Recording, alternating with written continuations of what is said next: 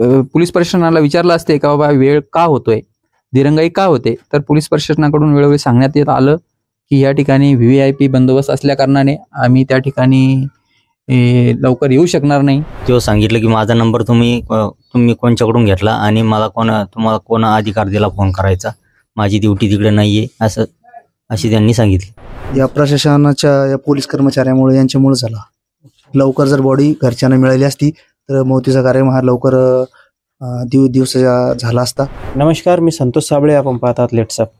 गेल्या 3 दिवसापूर्वी भोकर आपल्या जाफराबाद तालुक्यातील वरोड खुर्द गावचे रहिवासी असलेले दिव्यांग व्यक्ती रामू गाडी, ते मोलमजुरी करणारे व्यक्ती होते आणि त्यांचा एक अपघात झाला गावाजवळ. अपघात झाल्यानंतर नातेवाईकांनी त्यांना छत्रपती संभाजीनगर येथे एका खासगी रुग्णालयात दाखल केली, पण त्यांचा मंगळवारी सकाळी 5 वाजता मृत्यू झाला. मृत्यू झाल्यानंतर हॉस्पिटल प्रशासनानं त्यांना MLC दाखल केली. MLC दाखल केल्यानंतर क्रांती चौक पोलीस ठाण्याकडे ही MLC दाखल करण्यात आल्याची माहिती नातेवाईक सांगताय. पण MLC दाखल केल्यानंतर पोलीस प्रशासनातले कोणतेही कर्मचारी MLC घेण्यासाठी आले नाही किंवा पंचनामे करण्यासाठी लवकर आले नाही. तर याचं कारण त्यांनी असं सांगितलं की त्यांच्यावर VVIP बंदोबस्ताचा बोजा होता आणि कोण्याही पोलीस कर्मचाऱ्याला म्हणलं तर कोणी सांगत होतं की माझ्याकडे नाही. आणि मयताच्या भावांनी एका पोलीस कर्मचाऱ्यांना फोन केला तर त्यांनी आरेरावीची भाषा शिवीगाळ केल्याचं असं ते सांगतात की ते माझ्याकडे नाही, तुम्ही माझा नंबर कसा घेतला. आणि हे सगळं होत असताना एखाद्या व्यक्तीचा मृत्यू होतो आणि मृत्यूदेह दवाखान्यात पडलेला असतो. इकडं नातेवाईक गावाकडे अंतिम संस्कारासाठी वाट पाहत आहे आणि मुलगा आणि पत्नी रडू त्यांचा बेहाल होतोय. आणि अशातच पोलीस प्रशासन मात्र कोणतंच दखल घेत नाही. तर हे पोलिसांची तत्परतेबद्दल एक शंका उपस्थित होती की पोलिसांचे किती कार्यतत्परता, किती ॲक्टिव्ह आहे, किती हे की ह्यानंतर मृत्यू झाल्यानंतरही त्या मृत्यूदेहाला नरक यातना भोगावं लागतात.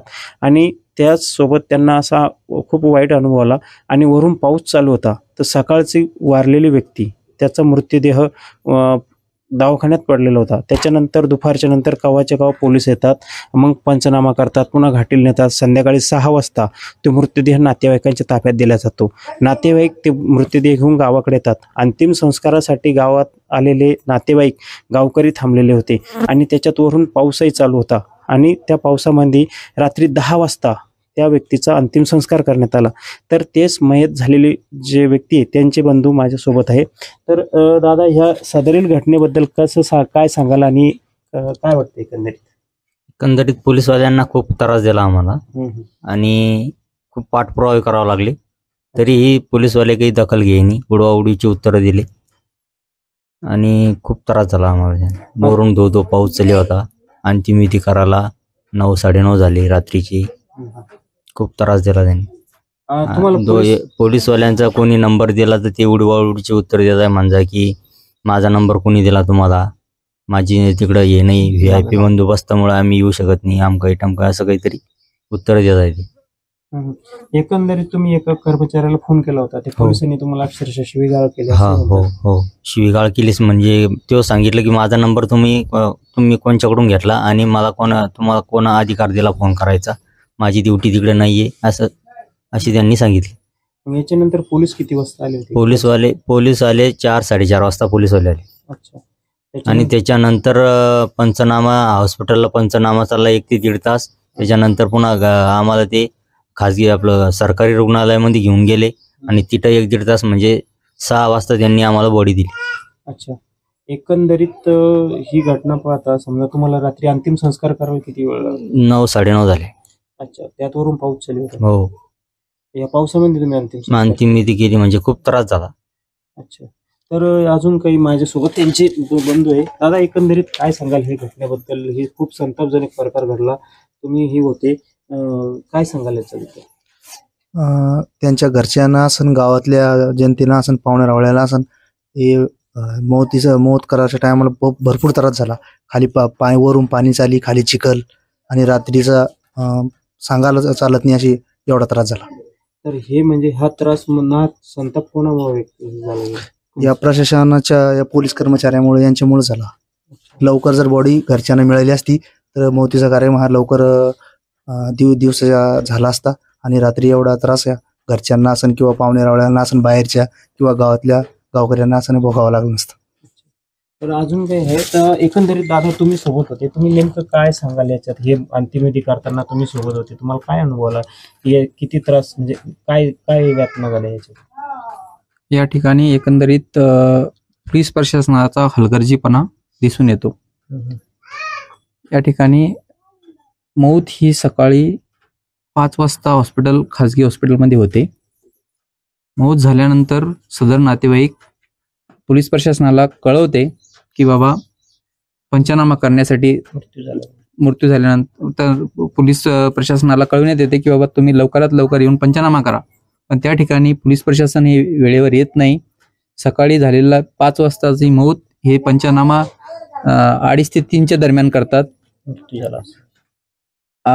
मृत्यूचा पंचनामा 2:30 ते 3 दरम्यान करतात आणि त्यानंतर हॉस्पिटलमध्ये सरकारी हॉस्पिटलमध्ये गेल्यानंतर त्याही ठिकाणी PM करण्यासाठी वेळ जातो. खरोखर या ठिकाणी पोलीस प्रशासनाला विचारलं असते का बाबा वेळ का होतोय, दिरंगाई का होते, तर पोलीस प्रशासनाकडून वेळोवेळी सांगण्यात येत आलं की या ठिकाणी VVIP बंदोबस्त असल्या कारणाने आम्ही त्या ठिकाणी लवकर येऊ शकणार नाही. व बऱ्याच पोलीस प्रशासनाला पोलीस यंत्रणेला फोन करण्याचा प्रयत्न केला, त्या ठिकाणी कुणीही दखल घेतली नाही.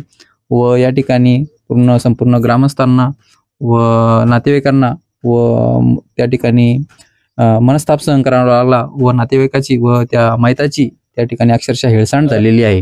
रात्री किती वाजता अंत्यविधी झाला?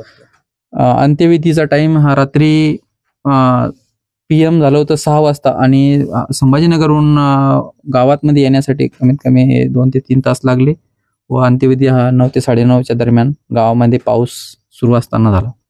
एकंदरीत खूप मानस्ताप झाला. तर याच्या संदर्भात तुम्ही गावकरी म्हणून काही पोलिसांसंदर्भात काही तक्रार कोणाकडे करणार आहेत का? मी ग्रामपंचायतच्या वतीनं व ग्रामस्थांच्या वतीनं सदर घटनेचा परिस्थितीला कोण जबाबदार आहे याची सखोल चौकशी करून संबंधितावर दोषीवरती कडक कारवाई करण्यात यावी अशी आमची सर्व ग्रामस्थांच्या वतीने मागणी करण्यात येत आहे. तर एकंदरीत पाहिलं तर या कुटुंबाशी आपण संवाद साधलेला आहे आणि त्यांना नाहक मानसिक त्रास पोलिसांच्या कार्यतत्परतेमुळे सहन करावा लागला आणि खूप त्यांना वाईट अनुभव आला की त्यांचं म्हणणं असं आहे की बाबा असा वेळ कोणावरही येऊ नये. लेट्सअप मराठीसाठी संतोष साबळे, जालना. सोशल मीडियाच्या भाऊ गर्दीत विश्वासार्हतेने चकाकणारे नाव म्हणजे लेट्सअप मराठी. सगळ्यांना, सगळ्या नागरिकांना ती स्पीच, ती लेट्सअप वरील मुलाखती म्हणजे विचारांचा खजिना. त्यानंतरच्या निवडणुकीमध्ये मला सोडून गेले. बातम्या केवळ वस्तुस्थिती सांगणाऱ्या, न प्रोपगंडा, फक्त जनतेचा अजेंडा. क्योंकि आने वाला कल जाने वाला है, जाने वाला कल आने वाला है. राजकारण, मनोरंजन असो की क्रीडा क्षेत्र, महाराष्ट्राची स्पंदने संवेदनशीलतेने टिपणारे माध्यम म्हणजे लेट्सअप मराठी. जगासोबत एक पाऊल पुढे राहण्यासाठी लेट्सअपचे ॲप, सोशल मीडिया आणि वेबसाईट सोबत कनेक्टेड रहा.